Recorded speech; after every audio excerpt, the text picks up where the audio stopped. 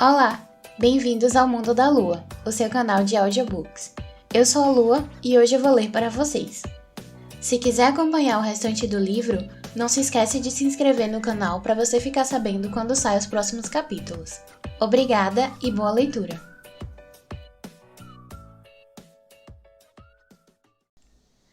Capítulo 8. Quando terminou de escrever a carta para o irmão, Isaac se levantou da mesa baixa e abriu a janela estreita do quarto. Inspirou profundamente o ar frio. Não sentiu dor no peito. Ao longo da vida, todos à sua volta falavam de sua morte como algo certo. Havia sido uma criança adoentada e durante a juventude padecera de males do peito, do coração e do estômago. Portanto, não se esperava muito de seu futuro.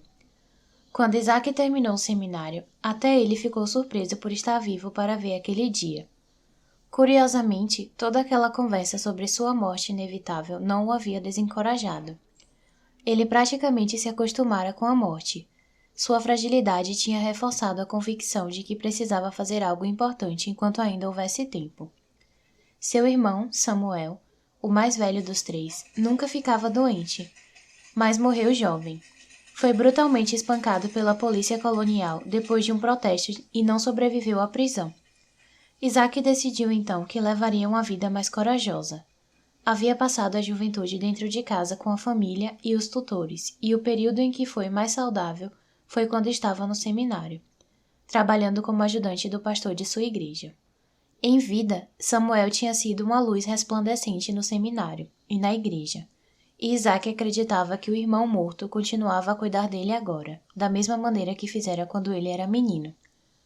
O filho do meio dos Baek, Iosebe, não era tão religioso quanto Samuel e Isaac. Nunca gostara de estudar, e na primeira oportunidade, partiu para o Japão em busca de uma vida diferente. Havia aprendido o ofício de mecânico e agora trabalhava como capataz em uma fábrica em Osaka. Tinha mandado buscar Kyung-hee, a amada filha de um amigo da família, e se casara com ela no Japão. Não tinham filhos. A ida de Isaac para Osaka fora ideia de Iosebe, que arrumara para ele um emprego na igreja. Isaac tinha certeza de que Iosebe compreenderia sua decisão de pedir Sunja em casamento. O irmão era uma pessoa de mente aberta e temperamento generoso. Isaac endereçou o envelope e o colocou no bolso. Pegou a bandeja de chá e a levou até a porta da cozinha. Fora lembrado diversas vezes de que não precisava levar a bandeja até a cozinha, onde os homens não deveriam entrar, mas queria fazer algo pelas mulheres, que estavam sempre trabalhando. Sunja estava descascando rabanetes junto ao fogão. Usava um hanbok de musselina branca por baixo do casaco acolchoado escuro e parecia ainda mais nova do que era. Isaac pensou que estava adorável, concentrada em sua tarefa. Com a chima de cintura alta, não dava para perceber que estava grávida. Era difícil para ele imaginar o corpo feminino mudando com a gravidez. Ele nunca havia estado com uma mulher. Sunja se apressou para pegar a bandeja. Por favor, deixe que eu cuido disso. Ele lhe entregou a bandeja e abriu a boca para dizer algo, mas não sabia bem o que. A garota olhou para ele. Está precisando de alguma coisa, senhor? Eu gostaria de ir à vila hoje, encontrar uma pessoa. Sunja fez que sim com a cabeça, como se compreendesse. O senhor Jun, o carvoeiro, passou aqui pela rua e deve estar indo para lá. Quer que eu peça a ele que o leve? Isaac sorriu. Tinha planejado pedir que ela o acompanhasse, mas de repente perdeu a coragem. Sim, se a agenda do senhor Jun permitir, é claro. Obrigado. Sunja correu até a rua para chamar o carvoeiro. O prédio da igreja tinha sido construído a partir da estrutura de madeira abandonada de uma escola. Ficava atrás do prédio dos Correios. O carvoeiro mostrou a ele onde era e prometeu levá-lo de volta para a pensão mais tarde. Tenho que resolver algumas coisas e vou colocar sua carta no correio. Conhece o pastor Shin? Gostaria de conhecê-lo? Jun riu. Eu fui à igreja uma vez, foi o suficiente. Jun não gostava de ir a um lugar onde se pedia dinheiro. Tampouco gostava dos monges que pediam esmolas. Na opinião dele, toda aquela coisa de religião era um subterfúgio para homens que haviam estudado demais e não queriam trabalhar de verdade. O jovem pastor de Pyongyang não parecia preguiçoso e nunca lhe pedira nada, de forma que gostava dele. Dito isso, a verdade era que Jun gostava da ideia de ter alguém que orasse por ele. Obrigado por me trazer até aqui.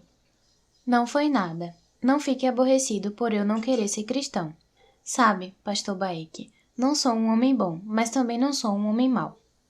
Senhor Jun, o senhor é um homem muito bom. Foi o senhor quem me levou à pensão na noite em que me perdi, quando estava tão desnorteado que mal conseguia dizer meu nome. O senhor não fez nada além de me ajudar. O carvoeiro sorriu. Não estava acostumado a receber elogios. Bem, se o senhor diz, ele riu novamente. Quando tiver terminado, estarei esperando do outro lado da rua, na barraca de bolinhos ao lado dos correios. Eu esperarei lá depois que terminar meus compromissos. A criada da igreja estava usando um casaco masculino remendado, grande demais para o seu corpo franzino. Era surda-muda e se balançava suavemente enquanto varria o chão da capela. Ao sentir a vibração dos passos de Isaac, parou o que estava fazendo e se virou sobressaltada. A vassoura gasta roçou seus pés cobertos por meias, e ela agarrou o cabo surpresa. Disse algo, mas Isaac não entendeu. Olá, estou aqui para ver o pastor Shin, anunciou sorrindo para ela. A criada correu até os fundos da igreja e o pastor Shin saiu imediatamente de sua sala. Tinha 50 e poucos anos. Óculos de lentes grossas cobriam os olhos castanhos e fundos. Os cabelos ainda eram pretos e ele os mantinha curtos. A camisa branca e a calça cinza estavam bem passadas. Tudo nele parecia controlado e comedido. Seja bem-vindo. O pastor Shin sorriu para o homem bem apessoado, vestido com terno ocidental. O que posso fazer por você? Meu nome é Baek Isaac. Creio que meus professores do seminário escreveram para o senhor. Pastor Baek, finalmente chegou. Faz meses que eu estou esperando. Fico muito feliz por vê-lo. Venha, minha sala fica nos fundos. É um pouco mais aquecido lá. Ele pediu que a criada lhe servisse um chá. Há quanto tempo está em Busan? Estávamos nos perguntando quando ia aparecer. Está indo para a nossa paróquia em Osaka? Quase não havia tempo de responder a todas as perguntas. O pastor mais velho falava rápido, sem parar para ouvir as respostas de Isaac. Shin tinha frequentado o seminário em Pyongyang, próximo da época de sua fundação, e ficou muito satisfeito por conhecer alguém que se formara lá recentemente. Amigos que frequentaram o seminário como ele tinham sido professores de Isaac. Tem lugar para ficar? Podemos arrumar um quarto para você aqui. Onde estão suas coisas? Shin estava contente. Fazia muito tempo desde a última vez que um novo pastor passara por lá. Muitos dos missionários ocidentais tinham deixado o país devido às medidas repressivas do governo colonial, e cada vez menos homens jovens escolhiam esse caminho. Ultimamente, Shin vinha se sentindo solitário. Espere que fique um tempo conosco. Isaac sorriu. Peço desculpas por não ter vindo visitá-lo antes. Eu tinha a intenção de vir, mas fiquei muito doente e estava me recuperando em uma pensão em Yongdu. A viúva de Kim Hune e a filha deles cuidaram de mim. A pensão fica mais perto da praia do que da balsa. O senhor as conhece? O pastor Shin inclinou a cabeça. Não conheço muitas pessoas na ilha de Yongdu, mas poderia tê-lo visitado lá. O senhor parece bem, um pouco magro, mas ao que parece ninguém tem comido bastante ultimamente. Já comeu? Podemos compartilhar nossa comida. Já comi, senhor. Obrigado. Quando a criada lhes levou o chá, os dois homens uniram as mãos e oraram, agradecendo por Isaac ter chegado em segurança. Planeja ir para Osaka em breve? Sim. Ótimo, ótimo. O pastor mais velho falou longamente sobre os problemas que as igrejas vinham enfrentando. Cada vez mais pessoas temiam assistir ao culto, ali e no Japão, porque o governo não aprovava. Os missionários canadenses tinham ido embora. Apesar de já estar a par dessas tristes notícias, Isaac se sentia pronto para enfrentar as dificuldades. Seus professores haviam discutido a oposição do governo com ele. Isaac ficou em silêncio. Está tudo bem? Perguntou Shin. Senhor, eu estava me perguntando se poderíamos conversar sobre o livro de Oséias. Ah, é claro. O pastor Shin pareceu confuso. Deus manda que o profeta Oséias se case com uma meretriz e crie filhos que não eram dele. Imagino que o Senhor tenha feito isso para mostrar ao profeta como era se unir a um povo que o traía constantemente, não é isso? Perguntou Isaac. Bem, Sim, entre outras coisas, e o profeta Oséias obedece à vontade do Senhor, disse o pastor Shin com sua voz sonora. Era uma história sobre a qual já havia pregado. O Senhor continua fiel a nós, mesmo quando pecamos. Ele continua a nos amar. Em certo sentido, a natureza de seu amor por nós lembra um casamento duradouro, ou o amor que um pai ou uma mãe sentem por um filho imperfeito. Oséias estava sendo chamado a ser como Deus, ao ter que ficar com alguém que era difícil de amar. É difícil nos amar quando pecamos. Um pecado é sempre uma ofensa ao Senhor. Shin olhou atentamente para o rosto de Isaac para ver se ele havia entendido. Isaac assentiu sério. Acha que é importante sentirmos o que Deus sente? Sim, sem dúvida. Quando se ama alguém, é impossível não compartilhar seu sofrimento. Se amamos nosso Senhor, não apenas o admiramos, tememos ou queremos coisas dele. Temos que reconhecer seus sentimentos, sua angústia diante de nossos pecados. Precisamos compreender seu sofrimento porque o Senhor sofre conosco. Ele sofre como nós. É um consolo saber que não estamos sozinhos em nosso sofrimento. Senhor, a viúva dona da pensão e a filha dela salvaram minha vida. Cheguei à porta delas com tuberculose, e elas cuidaram de mim por 3 meses. O pastor Shin assentiu compreensível. O que elas fizeram foi maravilhoso, um gesto nobre e generoso. Senhor, a filha está grávida e foi abandonada pelo pai da criança. Ela não é casada, e a criança não vai ter sobrenome, explicou Isaac. Shin pareceu preocupado.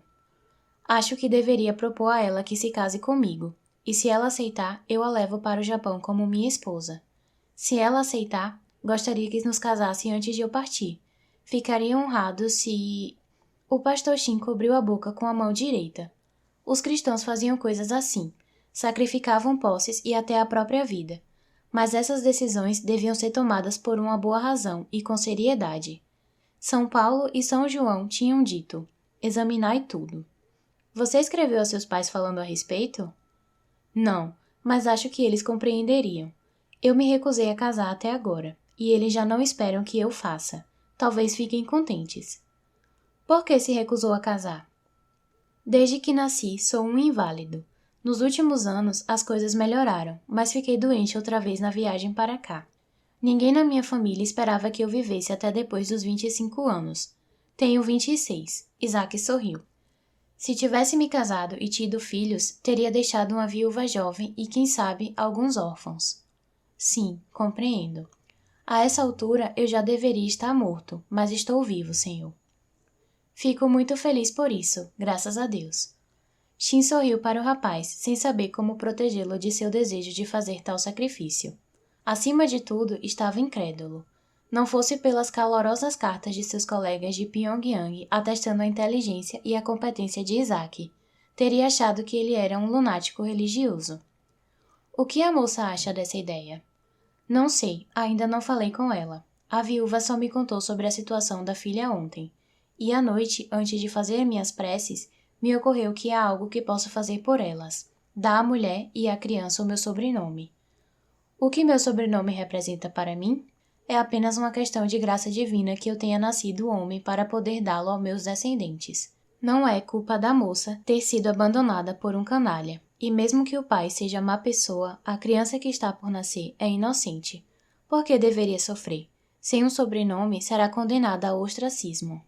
Shin não podia discordar. Se o Senhor permitir que eu viva, tentarei ser um bom marido para Sunja e um bom pai para essa criança. Sunja? Sim, a filha da dona da pensão. Sua fé é boa, filho, e age com as melhores intenções, mas... Toda criança deveria ser desejada. Os homens e as mulheres da Bíblia rezavam e esperavam pacientemente pela chegada de um filho. Ser estéril significava ser um pária, não é mesmo? Se não me casar e não tiver filhos, será como se eu fosse estéril. Isaac nunca havia articulado essa ideia. O desejo repentino de ter uma mulher e uma família faziam com que se sentisse ao mesmo tempo estranho e bem. Shin sorriu timidamente para o jovem pastor. Depois de perder 4 filhos e a mulher para a cólera 5 anos antes, ele se deu conta de que não conseguia falar muito sobre perdas. Tudo o que as pessoas diziam parecia superficial e tolo. Ao perdê-los, sua compreensão do sofrimento mudou. O que havia aprendido sobre Deus e teologia tinha ficado mais vívido e pessoal depois que perdeu a família de forma tão terrível. Sua fé não fora abalada, mas seu temperamento havia mudado, ao que parecia, para sempre. Era como se um quarto aquecido tivesse esfriado, de repente, embora ainda fosse o mesmo quarto. Shin admirava aquele jovem idealista sentado diante dele, em cujos olhos brilhava a fé, mas como seu mentor, queria que Isaac fosse prudente. Ontem pela manhã, comecei a estudar Oséias, e então, algumas horas depois, a dona da pensão me contou sobre a filha grávida. Naquela noite, eu soube. O Senhor estava falando comigo. Isso nunca me aconteceu antes. Nunca experimentei esse tipo de clareza. Isaac sentiu que era seguro admitir aquilo ali. Algo assim já aconteceu com o Senhor? Ele procurou algum sinal de dúvida nos olhos do pastor mais velho. Sim, já aconteceu comigo, mas nem sempre de maneira tão vívida. Eu ouço a voz de Deus quando leio a Bíblia, de modo que acho que entendo o que sentiu, mas também há coincidências. Temos que levar isso em conta. É perigoso achar que tudo é um sinal divino. Talvez Deus esteja sempre falando conosco, mas não o saibamos ouvir, argumentou Shin. Era incômodo confessar essa incerteza, mas lhe parecia importante fazê-lo. Eu me lembro de pelo menos 3 moças que foram abandonadas depois de ficarem grávidas durante a minha infância. Uma delas trabalhava como criada em nossa casa. 2 das moças se mataram. A criada de nossa casa voltou para junto da família em Uanshan e disse a todos que o marido havia morrido. Minha mãe, uma mulher que jamais mente, a aconselhou a fazer isso, disse Isaac. Esse tipo de coisa acontece com mais frequência hoje em dia, retrucou Shin.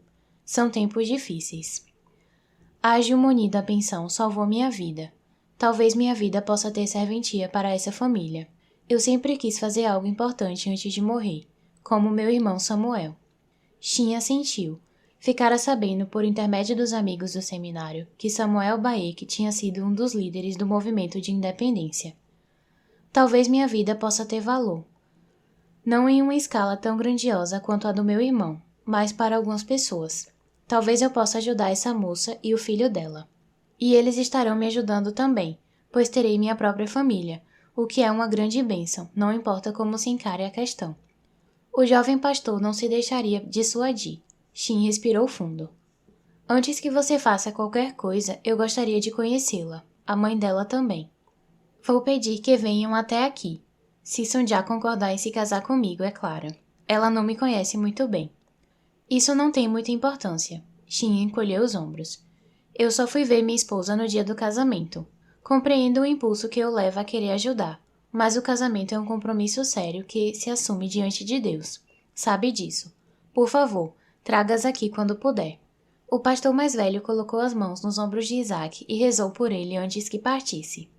Quando Isaac voltou para a pensão, os irmãos Chung estavam esparramados no chão aquecido. Tinham acabado de jantar, e as mulheres retiravam os últimos pratos. Ah, o pastor estava dando uma volta pela vila? Então já deve estar bem o suficiente para beber conosco, disse Gombo, o irmão mais velho, dando uma piscadela. Fazia meses que os irmãos convidavam Isaac, de brincadeira, para beber com eles. Como foi a pescaria? Perguntou Isaac. Nada de sereias, respondeu Gordo, o irmão mais novo desapontado. Que pena, retrucou Isaac. Pastor, gostaria de jantar agora? Perguntou Yang Jin. Sim, obrigado. O passeio o deixara com fome, e o fato de ter vontade de comer novamente era maravilhoso. Os irmãos Chung não tinham nenhuma intenção de se sentar de maneira apropriada, mas abriram espaço para ele. Gombo deu tapinhas no ombro de Isaac como se ele fosse um velho amigo. Quando estava com os hóspedes, em especial os bem-humorados irmãos Chung, Isaac se sentia um homem, e não o estudante adoentado que tinha passado a maior parte da vida dentro de casa, rodeado de livros. Sunja colocou diante dele uma mesa baixa com uma pequena superfície repleta de guarnições, uma tigela fumegante de ensopado e uma porção generosa de pães e cevada. Isaac baixou a cabeça para orar, e todos os outros ficaram em silêncio, constrangidos, até ele levantar de novo a cabeça. Então quer dizer que o pastor bem apessoado ganha muito mais arroz do que eu, reclamou Gordo. Que surpresa! Ele tentou fazer uma cara indignada para Sunja, mas ela não deu atenção. Já comeram? Isaac ergueu a tigela para Gordo. Há o bastante aqui para... O irmão Chung do meio, o mais sensato, segurou o braço estendido do pastor. Gordo comeu 3 tigelas de cevada e 2 de sopa. Esse aí nunca pede uma refeição. Se não nos certificarmos de que esteja bem alimentado, ele é capaz de comer meu braço. É um glutão. Gordo cutucou as costelas do irmão. Grandes homens têm grandes apetites. Você só está com inveja porque as sereias preferem a mim. Um dia vou me casar com uma bela moça que trabalhará para mim no mercado até eu morrer. Você vai ter que consertar as redes de pesca sozinho. Gombo e o irmão do meio riram, mas Gordo os ignorou. Acho que vou comer mais uma tigela de arroz. Sobrou algum na cozinha? Perguntou ele a Sunja. Não acha melhor deixar um pouco para as mulheres? Interveio Gombo. Há comida suficiente para as mulheres? Isaac pousou a colher. Sim, há comida bastante para nós. Por favor, não se preocupe. Se Gordo quiser mais comida, podemos servir mais um pouco, assegurou Yang Jin. Gordo parecia envergonhado. Não estou com fome. Vamos fumar um cachimbo, disse enfiando a mão nos bolsos em busca do tabaco. Então, pastor Isaac, vai nos deixar em breve rumo a Osaka? Não quer se juntar a nós no barco e ir atrás de sereias? Já parece forte o bastante para puxar as redes, convidou Gordo. Ele acendeu o cachimbo e o entregou ao irmão mais velho antes de fumar. Por que deixaria esta linda ilha para ir a uma cidade fria? Isaac riu. Estou esperando uma resposta do meu irmão. Assim que estiver me sentindo bem o suficiente para viajar, vou partir para a minha paróquia em Osaka. Pense na sereia de Yongdu. Gordo indicou Sunja, que estava indo para a cozinha com um movimento da cabeça. Não há iguais no Japão. Sua oferta é tentadora. Talvez eu devesse procurar uma sereia para ir comigo a Osaka. Isaac ergueu as sobrancelhas. O pastor está de brincadeira? Gordo golpeou o chão com prazer. Isaac tomou um gole de chá. Seria bom ter uma esposa em minha nova vida em Osaka. Deixe de lado esse chá. Vamos servir uma bebida de verdade para o noivo, gritou Gombo. Os irmãos riram alto, e o pastor também. Na pequena casa, as mulheres ouviram tudo o que os homens diziam. Diante da possibilidade de o pastor se casar, o pescoço de Doc Hee ruborizou de desejo, e a irmã olhou para ela como se estivesse louca. Na cozinha, Sunja esvaziava as bandejas de comida. Ela se agachou diante da grande bacia de metal e começou a lavar os pratos.